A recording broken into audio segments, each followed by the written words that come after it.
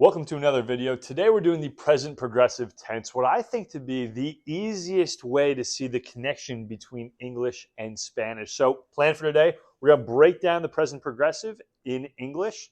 Then we're going to see how that looks in Spanish, what the similarities are. After that, we'll go over some irregulars in Spanish of the present progressive. And then after that, we'll go over when to use the present progressive in Spanish. So let's just jump right into it, honestly. Here I have our formation of the present progressive. And when we separate it like this and we break it down, it can look a little confusing, but I promise you it's something you use all the time. So if I was to say, I am running, you are walking, he, she is dancing, what we're doing is we're taking our verb to be in the present tense. So I am, you are, it is, he is, she is, we are, and they are. And we're combining it with the present participle. So that's just our verb plus an ing, running, walking, dancing. That is the present progressive. What are you doing? How is it going? All of these things would be the present progressive in English. And I have here just basic phrases that we can combine using these two. I am running, I am walking, you are. Sometimes we cut these, just like when we do the normal present progressive for to be. I'm, you're, there, we're, dancing, walking, all right? In Spanish, you're going to notice immediately, remember, to be in Spanish is a star or ser, but as we've said earlier, this is going to be a star. There's a verb and then an ing ending, but we make it more Spanish. So let's get right down to that. We have here in Spanish, right, our formation. How do we do these? You take a star, you put it in your present simple tense. So yo estoy, tú estás, usted está, él está, ella está, nosotros estamos, ellos están. And you combine it with a present participle, just like we did up top. So in Spanish, right, they take the verb, and instead of putting ing, they put, depending on the ending, ando o yendo. So estoy, the verb is caminar, I'm walking. Estoy caminando, estoy saltando, I'm jumping. For ER and IR verbs, it's yendo. So I am eating, estoy comiendo. I am leaving, estoy saliendo. All right, I'm going out. So this is how they construct it in Spanish. It is exactly the same. English and Spanish, another example of these two languages coming together so perfectly and so easily for us to learn. Let's take a look at a couple of comparisons I have, all right? So this is in English. I have I'm dancing, you're dancing, she's dancing, we're dancing, they're dancing. And then in Spanish, estoy bailando. So the verb is bailar. All right, and what I'm doing is I'm getting rid of this AR and I'm just putting ando at the end. So estoy bailando, estás bailando, está bailando, están bailando, estamos bailando. Whoop, yeah, that happens. Long day of teaching today. That's what goes on. So now I have an example for ER and IR. So to write is estoy escribiendo, estás escribiendo, está escribiendo, estamos escribiendo. So you see that yendo at the end, right? We have writing in English, yendo in Spanish. And then it's just estoy, I am. Estás, you are writing. Está escribiendo, he is writing, she is writing. It's the same for beber. All right, now we have an ER ending word to drink. Estoy bebiendo. Estás bebiendo. Está bebiendo. All right? So this is how it looks for ER, IR, and we just did AR verbs.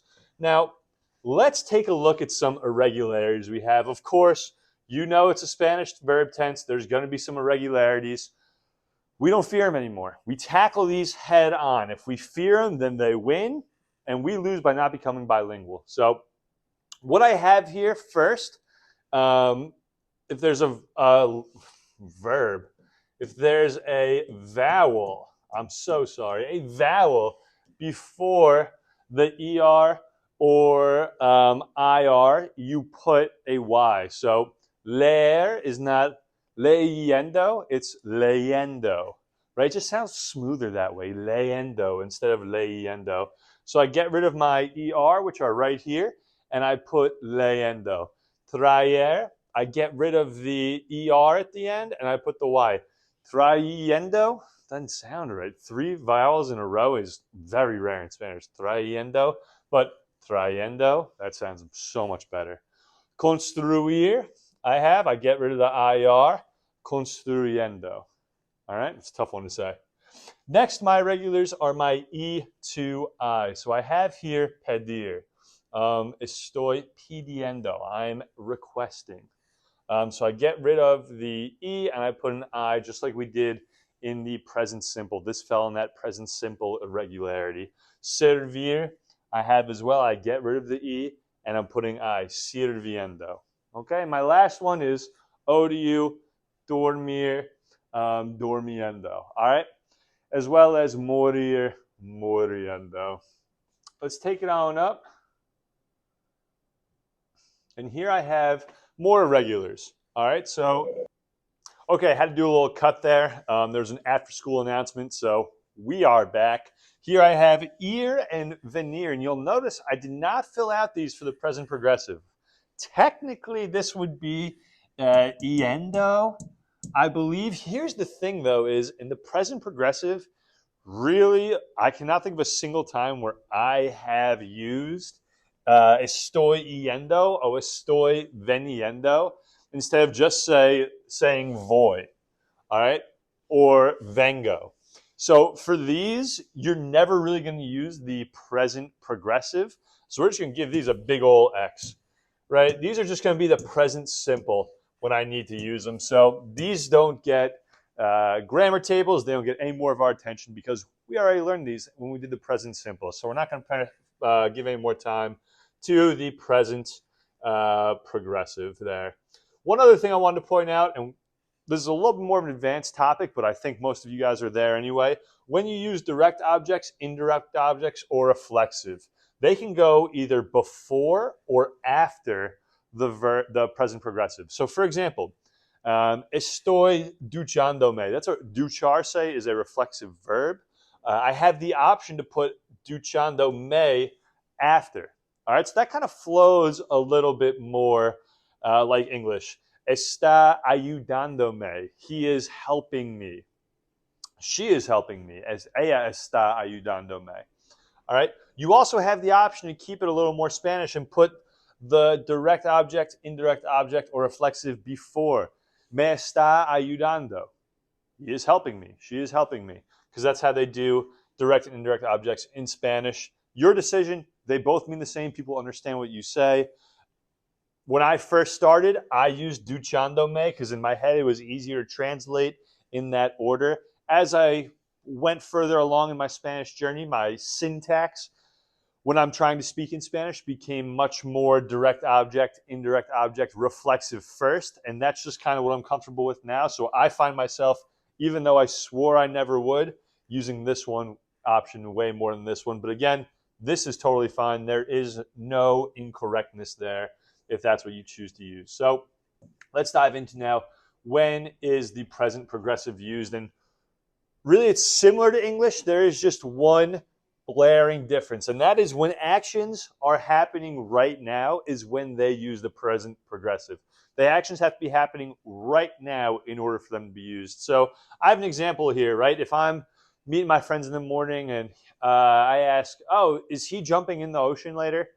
I wouldn't use the present progressive there because that's not happening right now in this moment. If we're at the beach, right, and I'm ready to go and I say, oh, are you jumping in the ocean right now? Then that's a good time to use the present progressive. I wouldn't use it, though, for the future, right? And in Spanish, when a phrase says todavía, that's a good kind of clue word. Or if you use todavía, that's a good clue word to use the present progressive, okay? Está pasando todavía? Is that happening still? A lot of times, too, we say in English, oh, what are you doing now? How's life? What's going on?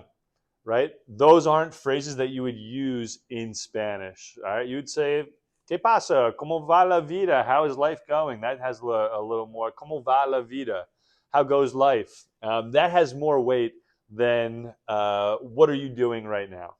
Right? Because if you ask someone, hey, ¿qué estás haciendo ahora?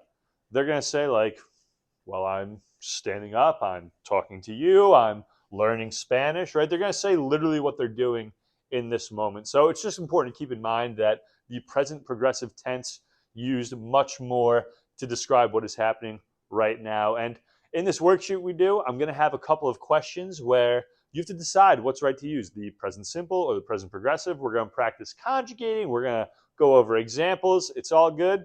See you over there.